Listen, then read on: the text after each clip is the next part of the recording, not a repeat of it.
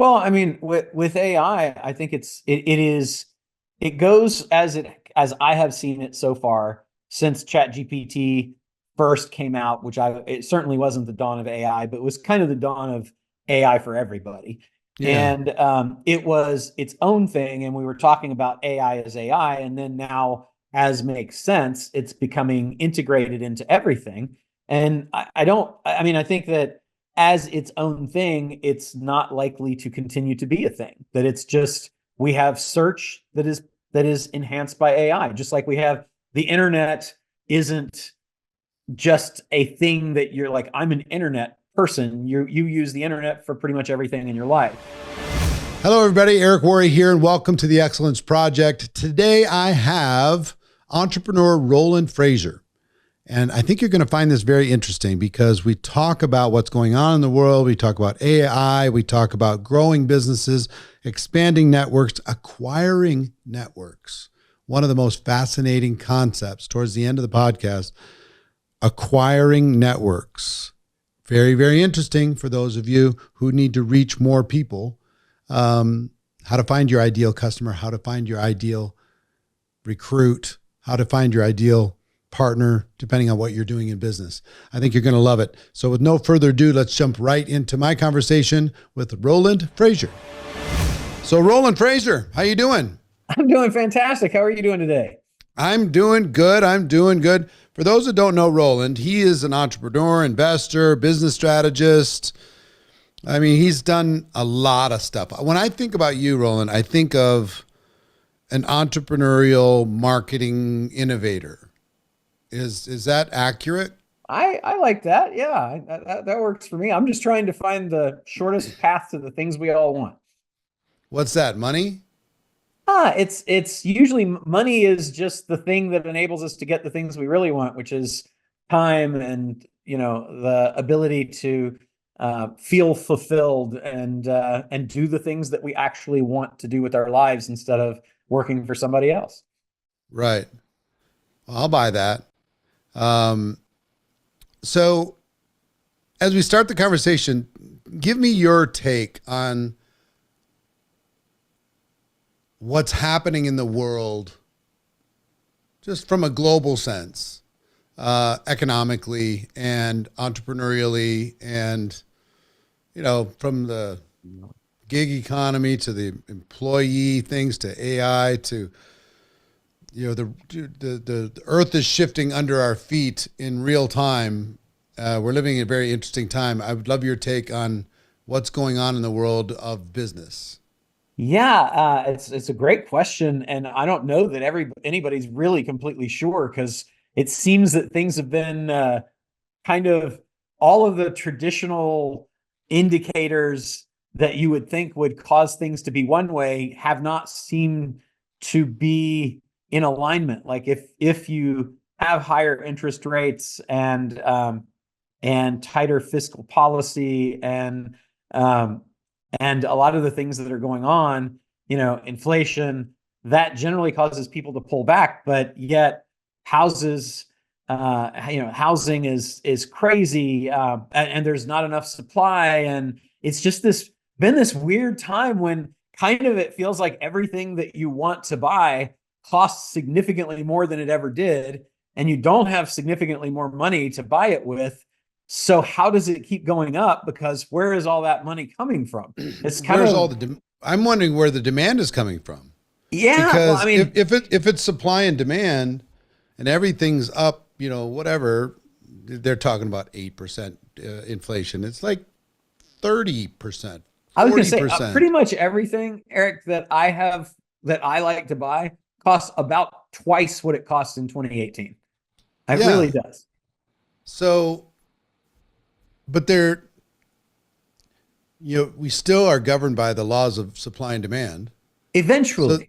And I think so, that's what's so happening. there must, is there going to come a time when somebody says, you know what? No, I'm not paying $10 for a bottle of water. Yeah, I think that is starting to happen. And I think they would pay for it, which is why inflation works, right? If they had the money, they would pay the money. I mean, they clearly did. That's why all these people got away with raising prices like they did. But there comes a point where the amount of capital that's out there is not what it once was, because especially all the free money that was given away. I mean, the government artificially injected so much money into the economy that wasn't real, right? And it wasn't sustainable. And now it's gone away. And I think that's why we're finally starting to feel that coming. Well, it was funny. I was talking with one of my boys last night, young men, who was complaining about how expensive things are now. And yet regularly orders Uber Eats. Yeah. And you know what I mean? So it's just like, man, everything's expensive, but let me pay 3 times as much because I want somebody to bring it to me. Exactly. So I don't know about you, but it feels to me like some bad habits, some bad mental viruses were planted in the whole world's brain in the middle of the pandemic. And in the course of like 18 months to 2 years, the work ethic dropped, entitlement went up, impatience went up, attention spans went down. I mean, people are loving this work from home thing because they can pretend that they're working. They don't have to hide in an office anymore. They just hide at home. Right. Yeah. After quiet quitting. Yeah, the quiet quitting thing. That or like, I'm just not a believer in creatives working not together with other creatives. And every creative now in today's world, we're talking marketing now, every creative in today's world wants to work from home. That's like a requirement. But they want a full-time income from you for working from home. And all of them, I'm not going to say all, but I'm going to say the vast majority are also managing 4 or 5 other people on the side and still charging you full price for, and then they'll tell you they're too busy to do your stuff. So they're all kind of like, you definitely see a drop in the quality of the work. And oh I my think gosh, it's huge. that'll self-adjust. Those people, I mean, we recently, I mean, we've had to let so many people go that had that exact problem. And agency, it's the same problem. They basically have become many agencies. And we know that the challenge with agencies is that the person that gets you in with the great ideas and sells you can only do so much. And so they can't scale. And then when they try to scale, they let all of the people who don't have the great ideas and aren't as good, or they just don't do the work. And you end up waiting, and while they're trying to scale, and then they end up failing because they couldn't, right? Well, I'll give you an example. I had an editor that I wanted to, that worked remotely and really liked him, really liked his work. And I said, I want you to work with the rest of the creative team on site. He said, well, I don't have a car. Fine. I will buy you a car to get back and forth to work. He said, oh, okay, well, that sounds good. Next day, I got a 2 weeks notice because he was not going to give up his side gigs. You know, that all that proved to me is he had a bunch of side gigs that he was not going to give up because he was going to be exposed by having to sit in a room with a bunch of other creatives that were focused on a particular project. Right. It's such an interesting time, man. I mean, so many interesting different things. So tell me what else you see. I mean, where does this go? Because AI is rising, and you have to be paying attention to that, especially in the marketing world. And, you know, marketers ruin everything because whatever works, they pound it to death until it doesn't work anymore. And then you got to adjust and you have to adapt. The adapting cycle has shortened so small now that it used to be, for me, I'd have to adapt every 3 to 5 years. I'd have to have some sort of pivot. Now it's much shorter than that. Yep. You have to pivot because the market's changed so fast. So tell me what you see. You're the expert.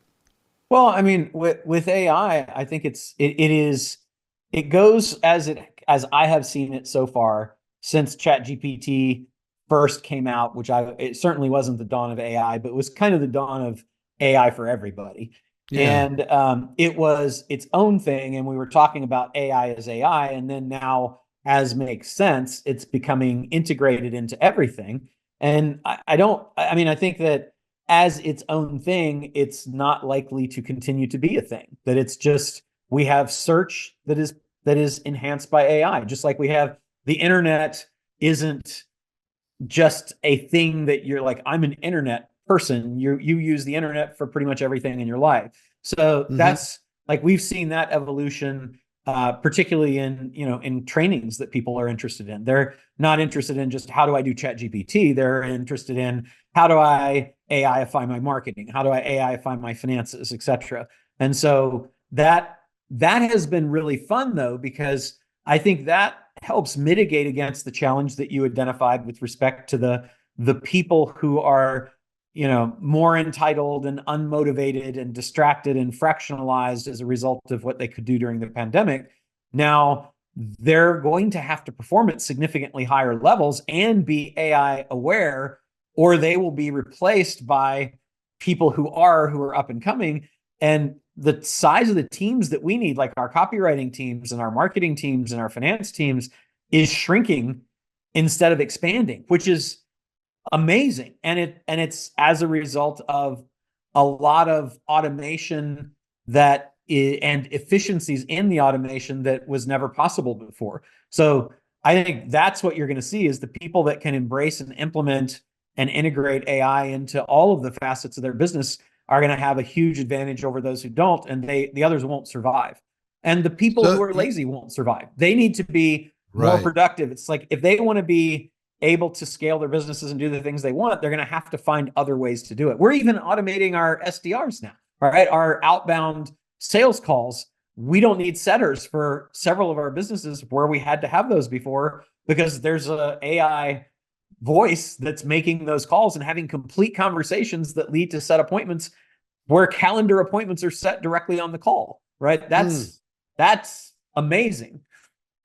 Well, one of the things I predicted like 10 years ago when I wrote GoPro, I said that the world had begun to change now, and I think it's accelerating to a performance-based economy. Yeah. Not a time-based economy. So people are not going to be able to trade their time for a check. They're going to trade performance for a check. And that's going to go through every single job sector, job by job by job, because the days of being able to get a job and basically hide in a building and wait for your 3% raise each year and your bonus or whatever, and then just keep hiding, put in the minimum, do whatever you have to do, be nice to everybody, but hide. Those days are over. I mean, because right now, people's performance is going to be measured in real time. I mean, what did you actually bring to the organization? And if you didn't bring it, why are you here? Yeah.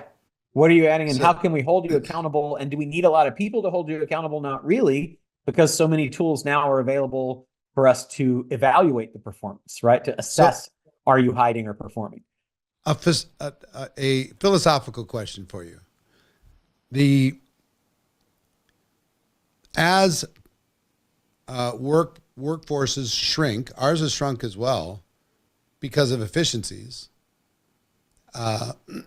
and technology, and accountability rises again because of technology, the ability to be able to track all these different things, and people get displaced.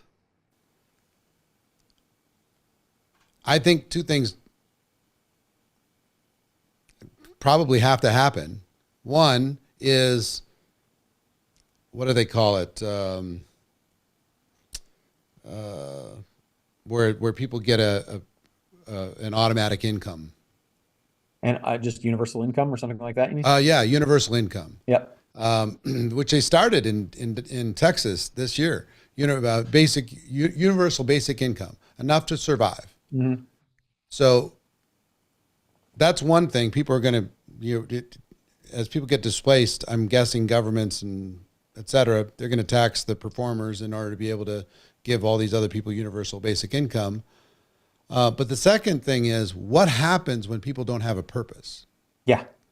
What happens when they don't have something to do or Yeah. to build or to contribute, and they're just sitting there, being entertained or scrolling? And this is not like science fiction 20 years from now, but this is like 3 years from now. Yeah. If they are not entertained, then they are prone to revolution, which is why the Romans had what they had to So entertain the are you masses. saying we're headed to revolution? I'm saying that we probably have enough entertainment to keep everybody happy, but it's probably universal free entertainment so that we avoid the other. If you've got Anarchy. them, basically, because if you don't feed them and house them, they revolt. If you don't Right. entertain them, they decide that they compare themselves, and that leads to revolt. But if you can distract them with entertainment while giving them just enough to be okay, to feel like, oh, I mean, I'm eating and I got a roof over my head and I can watch TikTok videos. So do I want to go out in the streets? It's something to think about. Bro. So one of the things that I know I know you've done, you basically have become an expert at growth strategies, Mm-hmm. right? I have. In lots of different avenues. What I've known you for as kind of an organizer of entrepreneurs of sorts, kind of creating communities where people share ideas, Mm-hmm. a facilitator of masterminds where people share good ideas.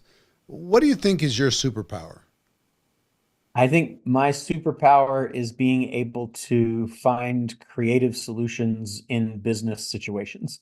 So to apply the creative side that causes me to, um, you know, write music and books and things like that, and apply it to business situations where everyone is stuck. And I also feel that I have a superpower in that I'm always eager to walk into the fire of everything is falling down and everybody's fighting and everything, and say, let's bring order to the chaos. I actually enjoy it, which is totally weird.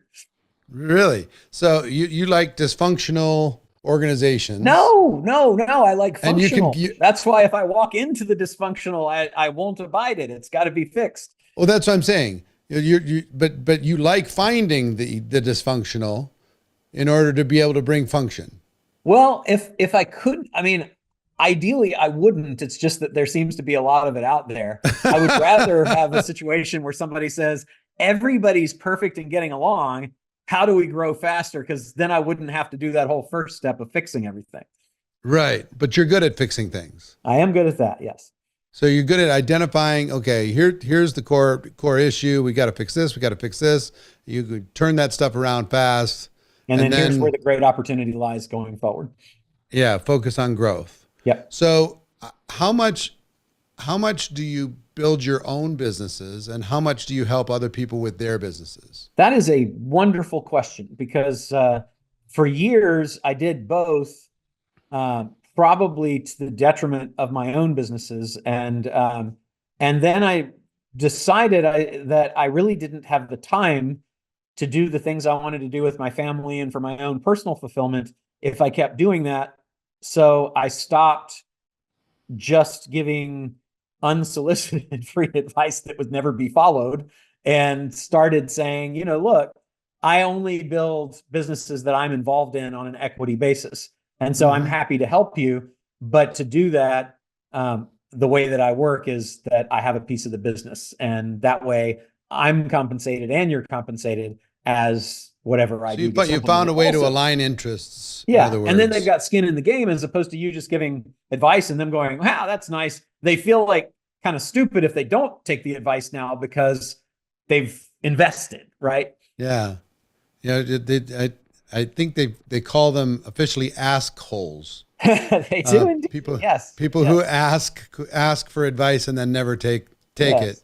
Yes. Um, so that's been your hybrid. You've figured out a way to just kind of find people who align with your values, align with your interests, Yep. and you can bring your value, and you figure out a way to make win-win situations. Absolutely. Yeah. For years, like I said, I did it the other way. And it was very frustrating and it was time consuming. So this way really solves all the problems and makes things. Yeah, Makes things I've got to tell you, similar thing with me. If I have somebody in a coaching program paid big money, and I had a coaching program for 21 weeks, 21 straight weeks, 3 7-week chunks, Yeah. once a week for 21 weeks this year. And there are people who showed up every single week and didn't do a damn thing, Yeah. and still haven't. It And it's isn't. so unrewarding. Yeah. They gave me the money. They sat there with this helpless look on their face, and they just could not get out of their own way, or chose to let fear dominate them or something. Yeah. And there's just no fulfillment in that for me There is at not. all. Agree. There's not a dollar figure that they could give me that if I'm not feeling like I'm contributing, that's a dollar figure that I'm willing to take. Yes. Yeah. Yeah. So Go ahead. go ahead. I was just going to say that the kind of the solution that I found to that is because what those people are doing is they are receiving fulfillment because the purchase of the coaching program and their attendance at it gives them all that they need, the minimum that they need to feel that they are moving forward, even though they're not, even though the efforts that they're taking will not lead to forward motion that they Right. want. But in their minds, they've decided, well, I signed up for the coaching. And then here's the terrible thing. I was in Eric's coaching program for 21 weeks. I showed up every single week. Nothing happened. Still Right. didn't have my breakthrough. Right. Well, you didn't follow one instruction. I gave you assignment every week for 21 weeks. Exactly. So for So me, frustrating. to help with that, because that happens too when you're doing, when you get an interest in a business, even though they gave you the interest in the business, they expect everything to happen without them doing anything. So I started doing a pre, basically a consult, because I never wanted to be a consultant. I'd hate the dollars for hours limitation, even if it's lots of dollars for a few hours. So I started charging for a conversation to determine whether it was a fit. So that at the end of the conversation, I do 4 hours for, somewhere between 25 and 50K, depending on what it was. Yeah. And not because I wanted 25 or 50K, although it's nice. It was more that was enough of an investment to weed out the people who weren't willing to invest in themselves. It creates a good positioning of authority because they're already saying, okay, I respect you enough to make this investment. And it gives me a period of time with them to give all the value that I can give, that they could then take and do something with, or to find out that there's an opportunity and an alignment with us. And based on that time, it's enough time for me to assess, are they the show up and do nothing, or are they actually committed? Are they interested, or are they committed? And that's made a huge difference. I just want to jump in and say, I hope you're getting value from everything that we do at the Excellence Project. And if you do, make sure to follow us on all the social platforms. If you look up Eric Worre or the Excellence Project, you can find us on Facebook, Instagram, TikTok, YouTube, LinkedIn, everywhere where you get your content on social media. Find us over there. We'll continue the conversation. Back to the podcast. So interesting, because I work with a lot of large companies, a lot of large organizations who, I'm well compensated, but and in the initial conversations, everything is in alignment. It couldn't be more perfect. But then there's so much what I call psychic damage, PTSD, or large organization limiting beliefs that I'm like Jerry Maguire, help me help you. Help me help you. Get out of your way. Yeah. Have you ever had to deal with that? Because once you've already gotten involved with somebody and they know that they need to do something, but then they just won't, they're not willing to emotionally pull the trigger and let go of some sort of sacred cow that's been drowning them. Yeah, and most often it's the team because Yes. I'm a firm believer that who got you here won't get you there, right? So Mm-hmm. there are the people that get you to 1 million, 3 million, 10 million, 30 million aren't the people that can take you to 100 and 300, right? And a billion and 3 billion. They're Yep. different skill sets. And so the hardest thing that I run into with the people that I work with is that they feel a loyalty to the people who happened to be along for the ride at the beginning, or they feel a loyalty to the people who really were rock stars that did significantly contribute to getting the company to where it is. And so the only potential solutions to that are, well, then keep those people who will not be able to help you and actually will hurt you and hold you back from getting to the next places that you want to get, or we have to find a way to honor them. And we can honor them by paying them money, giving them equity that they can go out and do something else. And now they have some ability to be paid from the future ride up, or at least be recognized for what they've got. Or can we put them into a position where we have loyal people that are maybe on like a launch team? So like if people were really good at getting a company to 10 million, let's say, and we come in and they're doing 10 million now, and now we want to go to 100. It's a totally different skill set. We know we need more and different skills, but are there divisions, acquisitions, other parts of the businesses, segments, etc., that we could actually take these people and the skills they've got and then say, you're the launch team. You're the core group of people that help us get to this level where we can then put the boring management people in who are going to take it to the next level. And I've found that that's been very helpful and effective. Or go ahead. I'm Go sorry. ahead. No, go ahead. No, or if what? I'd say, Finish. or we can move them into a holding company so that we say, look, this is the core team. We're the group that got everything started. We need loyal people being sure that these new people know what they're talking about and holding them accountable. You're really good as a finance person, even though you're not a CFO of a 100 million company. So you speak CFOEs and you will know if they're doing what they need to do or not. And when they're telling us they need something, some huge enterprise system that costs $3 million a year, is that going to really help? And you're loyal to the company and the core group. So let's have our holding company be the people that started the thing and let those people oversee, in some direction, even if it's consultative, the people that came in. Now you're still functional. I didn't have to bring in somebody, because this is almost always a recipe for disaster. I didn't have to bring in the person who has seen the future 100 million, 300, 1 billion and demote you down to reporting to them. I've got you having them with you, keep your eye on them. They're not reporting to you, but you're the person who is the head advisor of that for our holdco. So you're representing our equity interests, and that can work pretty well. So interesting. I mean, I deal from a network marketing leader distributor perspective, right? Yep. So if you have a mature company, there are people who did things 20 and 30 years ago and are legends inside of an organization, Yep. but haven't done anything since. Yep. And they're the ones, and then I call those the Hall of Famers. Yeah. And then there's the Pro Bowlers, people who are doing it today. Yeah.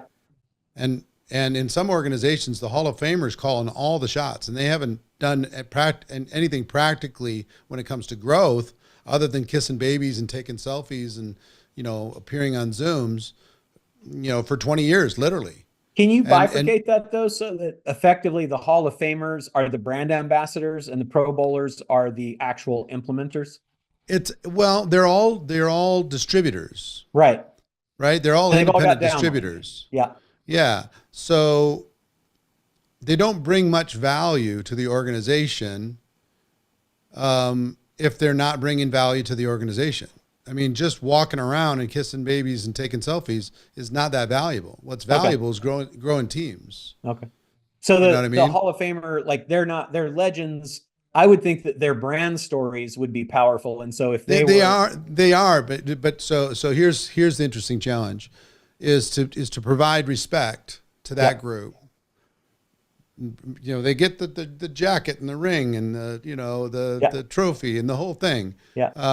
And they're always respected. Yeah. But they're not listened to the same as somebody who's doing it today. Yeah, of course. Because if all of the Hall of Famers are sitting on every committee and making decisions and big strategic everything, and they're not actively out there, it becomes highly dysfunctional super fast. Yeah. But I cannot tell you how much I love who got you here won't get you there. That is such a profound statement. I think that's true for people in network marketing. I think it's true for people everywhere. Yeah. I know we don't have a lot of time, but I want to ask you a network marketing question. Yes, sir. Before we started the podcast, you mentioned something about how easy it is for people to acquire networks and expand their reach, easy and inexpensive. Yeah. So as this hack, explain what this hack would be and how a person might do it to be able to further their network marketing career. Absolutely. Yeah. So I love growth by acquisition. And there's generally 7 categories of acquisitions that you can make to grow any business. One of them is to acquire media. And what is media? Media is any asset that is aggregated the attention and eyeballs of your ideal customer profile. So if your ideal customer profile is a client that wants to buy a juice that's going to make them feel better, or a product that's going to take them on a customer journey from where they are to where they want to be, then I want to know who is the ideal customer and who already has a ton of those customers that they've already gathered who are loyal to that media. And if, on the other hand, just so that we don't think limiting, like I would even think bigger than that, I would think, actually, my business, I have to be careful that I am selling products and not only recruiting, but recruiting is an important part for me. So who are my ideal recruits that also can sell? Now, once I've identified those, that's my ICP. That's my ideal customer profile. Somebody that basically will help me get more people who are quality people while also helping sell. Now I've identified what that is. I look at my top producers and say, these are the kind of core common characteristics that makes my ICP. Now, where do I find a bunch of those people? I can do it through data mining, or I can actually talk to them, God forbid, and say, what do you read? Where do you hang out? How are you motivated? And get some common characteristics. Then I can go and find media that matches that. So if my ideal, let's say my ideal recruit that can also sell is a former salesperson, and a former salesperson in health products, let's say, because I've got a health product company that I'm working on. Well, then I'm going to say, where do those people hang out? Are there sales forums for people who are at a certain job position or level in health companies? And then I'm going to go and say, there's a YouTube channel for, how to be better at sales. And there's a Facebook group people of, disgruntled former health people that are looking to do their own thing. And, and there's startup entrepreneurs on LinkedIn that's a sales group. And there's a YouTube channel for them. Then, and a meetup group where they actually go in Kansas City, where I live, once a week to meet to talk about, what they can do to better themselves in their business. Well, I'm going to find out who owns all of those channels, because there's a really good chance that whoever started those and owns it right now did it as a labor of love, and now it's become a pain in the butt, right? And now they're just like, it takes their time, but they're kind of tired of it, and they don't want it to die, and they feel guilty leaving people behind, but it's not monetizing because most of them have no idea how to monetize things like that. And so I start then reaching out to those people and approaching them and saying, hey, have you ever thought about selling this group. Or if I can't, and I want to buy it first, because if I buy it, I own 100% of it. Or if I can't have success there, then I'll talk about, have you ever thought about having somebody come in who can be kind of a business development partner with you to help this thing take off? Because you've got a lot of people there. It's just, you haven't made a lot of money doing it yet. And then it gets to, well, what do you have to pay for that? And so my question to the owner of the group, when they're like, I guess I'd consider selling it. How much will you give me for it? And say, well, typically these sell for 1 year of profits. So how much profit did you make from running it? Well, the answer for most of them is $500, nothing, $1,000. I lost $3,000. And so that's a perfect opportunity to say, well, so then that's about what it's worth right now. But here's an interesting thing. If you know that you can turn that around and monetize it, you might be willing to offer them a job doing what they do now, but getting paid instead of losing money or making no money. And how are you going to pay them? You're going to pay them from what you're able to generate out of the group. And I'll give you an example. I have lots, but I'll give you one to start with.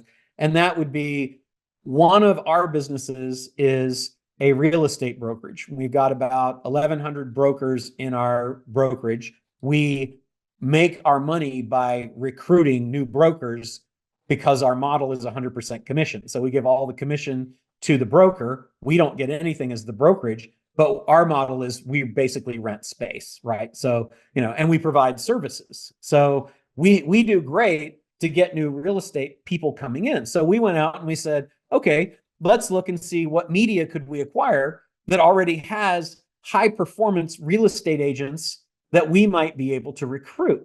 And we found a Facebook group that had, at the time, I think they had about 100,000 agents, and it was very, very active. And we approached them and we said, is this something that makes money? Can we, is it something you ever thought about buying? And they were pretty good at monetization.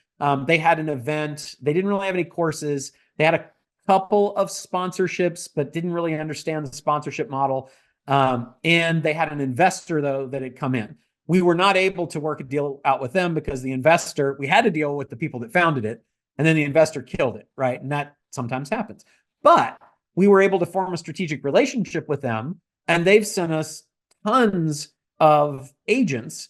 And that is a media channel for us out of a failed acquisition. But that we then did was we went to the second largest group, which had about 60 some thousand agents, and we were able to acquire it. And we were able to acquire it from somebody who wasn't monetizing it, but they knew that it had value. They just didn't know how to unlock it. And so we went back and forth and negotiated the deal and ended up agreeing on acquiring it for about $75K, but we didn't have to pay $75K. We went out and found a mortgage company that was willing to pay $50,000 to have a sponsorship for a year where they contributed content, which we needed anyway, and a training company that was willing to pay $25K to be the exclusive real estate agent training contributor. And we paid for the thing without ever having to come out of pocket, and had 60 odd thousand of our ideal perfect customer, where we were the position of authority. We ran the group. Our messaging goes, that's really powerful. And we just do that over and over through YouTube channels, Instagram accounts, TikTok accounts, Pinterest account, all of the places that aggregate media, podcasts. It's fantastic. Like your podcast and our podcast, it's very valuable. And you might say, well, it's only valuable because I'm here, but that is also work withable. You can buy podcasts, co-host for a while, and then move over to somebody else. But even the back catalog, there are private equity groups right now that are buying back catalogs of YouTube channel content, not the forward, not the channel, just the back catalog, like a music catalog of the first 4 albums, right? And all of the monetization then becomes theirs. And of course, they know how to monetize sometimes better than the person that started the channel. So it's like really exciting as a way to just blow up your network marketing business, is to say, where are my customers? My customers are buyers of my stuff and people who will become other sellers of the stuff in my downline. So how do I attract those people? Let's build profiles for them. Let's find out where they hang out, and then let's go acquire that media. And it's not going to cost a lot of money. You don't have to have funding from investors to do that. Such a great idea. I mean, that's fascinating. Are you ever able to aggregate and get everybody in one big, humongous group? Yeah, as a matter of fact, we did it. We did it in a couple of spaces where we acquired several smaller. And then you said, we're shutting this down. We're all going over here. Yeah, well, Facebook will merge the groups for you can talk to the providers and they can merge for you. So that's super helpful. If not, they will. Yeah. If not, you can do a manual. The manual is, you're going to lose more people than if they just make it happen instantly. Right. So the platforms will do the merge? Yep. They will sometimes. They will not always do it. But you have to have a contact there, right? You have to have a contact and a good, a good sales pitch as to why it's good for them. Right. Sure. Okay. Well, this is fascinating. I love it. What an interesting idea. Look for, where are my ideal customers? Who has our customers? Who are our customers? Who are our ideal recruits? Where are they? And who owns those channels? Yep. And can we buy it? Can we partner? A year's worth of profits is about what it's worth. Yep. Maybe offer them a way to get a percentage of how you monetize it if they haven't monetized it. Strategic relationship or ownership, or having somebody else pay for it through sponsorship or involvement in some way that you don't want to handle, one of your other strategic partners. Yeah. Interesting. And alternatively, you might decide you want to be a sponsor, right? Maybe you don't want the hassles of dealing with it, but you want to be the exclusive sponsor. I'm telling you, there's so many smaller and medium-sized social media groups. It would be impossible and not of any interest to big business to acquire.